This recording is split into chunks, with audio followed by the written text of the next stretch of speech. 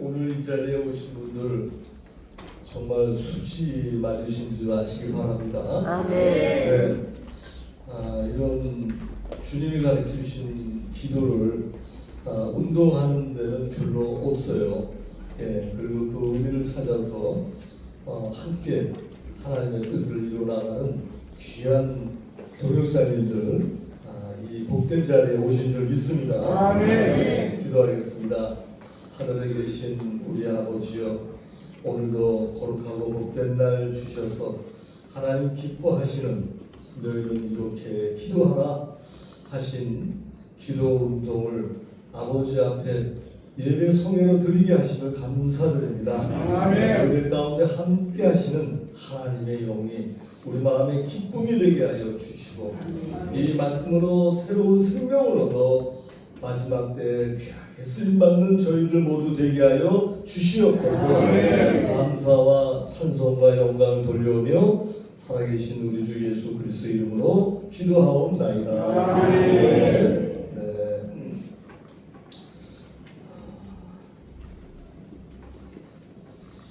저희 주기도문 기도부 선교회가 우리 특히 기도를 하시는 우리 동역자님들과 같이 시작한 게 한 10년 됐고요.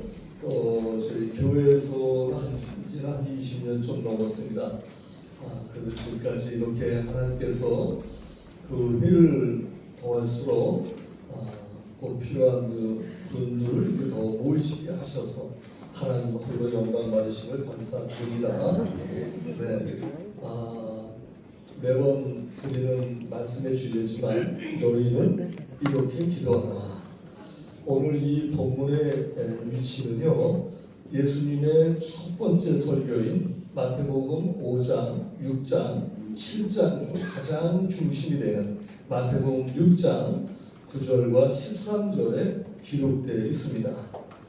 그만큼 이 마태는 주기도문을 소중하게 생각했다는 것입니다. 당시 유대인들이 추구했던 대표적인 경건 그 생활 세 가지가 있습니다. 첫 번째가 구제요, 그 다음에 기도와 금식이었습니다. 그런데 오늘 본문인 마태복음 6장에 보니 구제와 금식 사이에 바로 주기도문이 중심에 들어있다는 것입니다. 그리고 예수님은 주기도문의 가르침을 주시기 전에 유대인들의 잘못된 기도를 지적하셨습니다. 앞에 5절에 보면요, 또 너희는 기도할 때 외식하는 자와 같이 하지 말라. 그들은 사람에게 보이려고 회당과 큰 거리에 오기에 서서 기도하기를 좋아하느니라. 이렇게 기록되어 있습니다. 즉 유대인들의 그릇된 기도란 외식의 기도라고 우리 주님이 말씀하시고 있습니다. 다시 말하면 유대인들의 기도는 사람들에게 보이는 기도라는 것입니다. 그렇다면 유대인은 어떤 사람들입니까? 그들은 하루를 시작할 때 먼저 기도로 시작하고 기도로 마치는 그러한 민족입니다. 하루에 5번씩 기도하는 자들이었습니다. 그런 유대인들에게 기도할 줄 몰라서 예수님께서 그들의 기도를 잘못된 기도라고 지적을 하셨겠습니까? 또 7절에 나오는 이방인들의 중언부언하는 기도는 말할 것도 없습니다. 그럼 오늘 한국교회 교인들의 기도는 과연 어떻습니까? 전형적인 이방인들의 기도가 많이 있습니다. 무속적 개념의 기도가 주류를 이루고 있다는 것입니다. 이 땅에 1885년 미국의 북장로교 선교사인 언더우드와 같은 해 감리교 선교사인 아펜젤로가 복음 들고 왔습니다. 그러나 지금도 여전히 우리의 기도에는 자기의 소원을 비는 것이 우선입니다. 이렇게 한국교회는 오랫동안 기복신앙이 뿌리박혀 있었던 것입니다. 이런 기복신앙을 버려야 하는 이유로 먼저 성경적인 기도의 뜻을 우리는 바로 알아야 합니다. 오늘 보면은요, 기도를 프로슈코마이라고 합니다. 그 뜻은 뭐냐? 하나님께 나아가서 하나님의 뜻에 부합된 삶을 살겠습니다 하고 선포하고 선언하는 것이 바로 성경적 기도의 의미라는 것입니다. 그렇다면 하나님이 원하시고 기뻐하시고 바라는 기도가 무엇인지를 우리는 알 수가 있게 됩니다. 바로 마태복음 6장 33절에 말씀하신 너희는 먼저 그의 나라와 그의 의를 구하라 이 하신 뜻대로 기도하며 사는 것입니다. 그래서 주기도문은 한마디로 얘기해서 너희는 이렇게 기도하고 이렇게 살라 하신 예수님의 분부인 것입니다. 어떤 이는 하나님을 복 주시는 분으로만 생각하는 분들이 많이 있어요.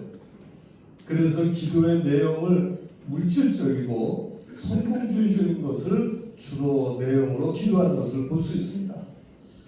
이런 자들은 성령의 사역을 왜곡시켜서 성령을 근심하게 만듭니다. 또 이런 기복주의 신앙은 성도들을 하나님의 자녀가 아닌 종교인으로 만들어가고 있다는 것입니다. 그래서 예수님께서는 너희들은 저 유대인들과 또는 이방인들과 같이 저렇게 기도하지 말고 너희는 이렇게 기도하라고 당부하신 것입니다.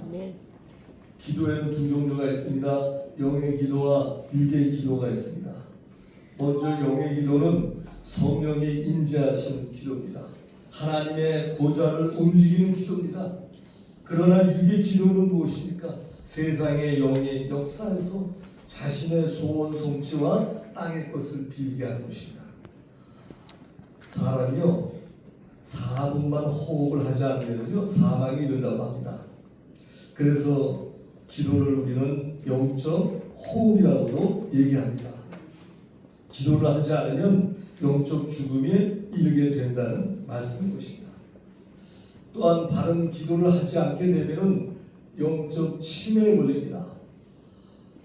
여러분 다른 병들은 우리가 보고 또 의학적인 기술로 치유할 수도 있지만 이 치매에 걸리면은 참 이건 문제입니다. 더군다나 믿는 사람이 영적 치매에 걸리게 되면은 첫 번째로 분별력이 떨어지게 됩니다.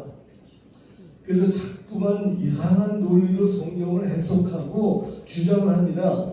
결국에는 자기 만족에 빠지게 되고 수양적인 종교적 생활로 변하게 되는 것입니다. 하나님의 말씀은 살아 운동력이 있다고 말씀하셨어요. 그래서 이 주기도문은 기도 이전에 말씀인 것입니다. 그래서 이 말씀을 선포하고 이대로 될 줄 믿습니다 하고 우리의 삶이 성령의 인도하심에 따라 순종할 때 하나님의 뜻이 저와 여러분을 통해서 이루어지게 되는 것입니다. 모든 일의 시작이 예배라고 한다면 모든 신앙의 시초는 바로 기도인 것입니다. 그리고 두 번째는 찬송입니다. 우리의 입술에서 찬송이 그치면은 기쁨을 잃게 됩니다. 마치 날개 없는 새와 같이 됩니다. 찬송과 기도는요 새의 날개와도 같은 것입니다. 그리고 세 번째 말씀입니다. 성도가 말씀을 떠난다는 것은 성령을 멀리하는 것입니다. 길 잃은 고아와도 같은 것입니다. 그래서 성도의 마음에 이 세 가지가 없으면 그 사람은 더 이상 그리스도인이라고 우리가 부를 수가 없습니다. 목회 종류에도 여러 가지가 있죠. 이를테면 가정 목회, 지역 목회, 또 기관 목회, 선교 목회, 교육 목회 등 많이 있습니다. 그러나 모든 목회의 중심에는 뭐가 있어야 돼요? 기도가 있어야 돼요. 그래야 능력 있는 목회를 감당할 수가 있습니다. 마가복음 9장 29절에 이르시되 기도 외에는 다른 것으로는 이런 유가 나갈 수 없느니라 하셨어요. 실제로 기도란 단순한 종교적 행위가 아닙니다. 살아계신 하나님의 능력을 성령을 통해서 체험하는 것이 기도인 것입니다. 그냥 입안에서 끝나는 게 기도가 아니에요. 우리 삶으로 옮겨져야 기도가 받쳐지는 것입니다. 그 하나님 기뻐서 영광 받으시잖아요. 우리는 하나님께 감사 찬송 부르는 것이고.